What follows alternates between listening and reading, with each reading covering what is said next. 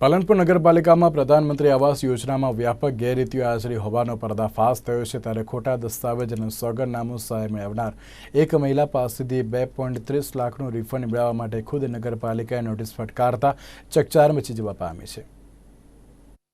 પાલનપુરમાં પ્રધાનમંત્રી આવાસ યોજનામાં છેતરપિંડી સામે આવી છે। નગરપાલિકાના ચીફ ઓફિસરે પાલનપુરના વીરબાઈ ગેટ માળીવાસમાં રહેતા ચંદ્રિકાબેન સુરેશભાઈ ચૌહાણને નોટિસ ફટકારી, જેમાં ચંદ્રિકાબેન સુરેશભાઈ ચૌહાણ પોતાની માલિકીની બીજી મિલકત ધરાવતા હોવા છતાં તેઓએ ખોટું સોગંદનામું રજૂ કરી પ્રધાનમંત્રી આવાસ યોજનામાં મળતી સહાયનો લાભ લીધો હતો। આવાસ યોજનામાં ખોટા દસ્તાવેજ રજૂ કરી 2.30 લાખની સહાય લીધી હોવા અંગેની અરજી તેમના પાડોશી ભાનુબેન ગિરીશભાઈ સોલંકીએ કરતા આ પ્રકારનો ભાંડો ફૂટ્યો હતો। આ દરમિયાન ચીફ ઓફિસરે ખોટી સહાય મેળવનાર ચંદ્રિકાબેન સુરેશભાઈ ચૌહાણને રૂપિયા 2.30 લાખ પરત કરવા નોટિસ પાઠવી છે। પાલનપુર સિટીમાં 2 સિટી સર્વેથી મકાન પ્લોટ ધરાવે છે અને યોજનામાં અરજી કરેલી હતી। એના વિરુદ્ધમાં અમે લોકોએ અમને એક નોટિસ આપેલી છે ચંદ્રિકાબેન ચૌહાણને, અને આગળની કાર્યવાહી જે છે એ પ્રમાણે અમે કરવામાં આવશે।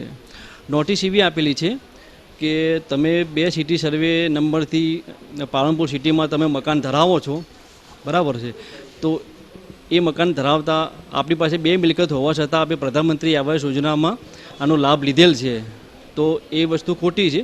જે તે સમયે એમની પાસે સોગંદનામું પણ કરવામાં આવે છે કે આખા ભારતભરમાં અમે એક જ મિલકત ધરાવીએ છીએ, એ હોવા છતાં એમને 2 મિલકત ધરાવતા હોવા છતાં એમને આ યોજનામાં લાભ લીધેલો છે, એ બાબતની નોટિસ આપવામાં આવેલી છે।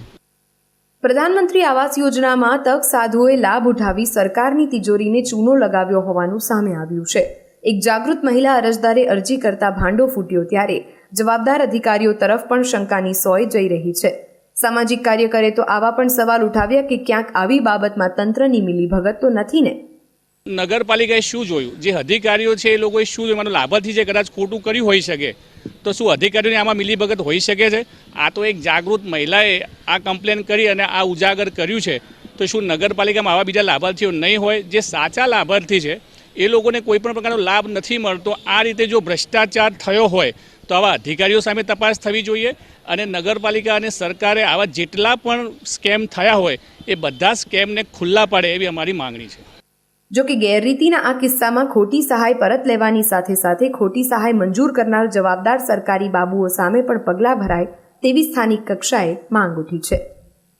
પાલનપુરમાં પ્રધાનમંત્રી આવાસ યોજનામાં એક અરજદાર મહિલાએ ખોટા દસ્તાવેજો રજૂ કરી અને રૂપિયા 2.30 લાખની સહાય મેળવી હતી। જોકે પડોશી મહિલાએ અરજી કરતા આ સમગ્ર ભાંડો ફૂટ્યો હતો। આમાં નવાઈની વાત એ છે કે પાલનપુર નગરપાલિકાના જવાબદાર અધિકારીઓએ શું જોયું? અરજદારે તો ખોટા દસ્તાવેજ રજૂ કર્યા, પરંતુ અધિકારીઓએ શું તેમની ફરજ નિષ્ઠાપૂર્વક બજાવી હતી? આ સમગ્ર કૌભાંડ ઉપરથી એક વાત ફલિત થાય છે કે સરકારી બાબુઓની મિલીભગતથી તક સાધુઓ ખોટી સહાય લઈ રહ્યા છે અને સાચા લાભાર્થીઓને આજે પણ સરકારી યોજનાનો લાભ નથી મળી રહ્યો। સંજય જોશી, નિર્માણ ન્યૂઝ, પાલનપુર।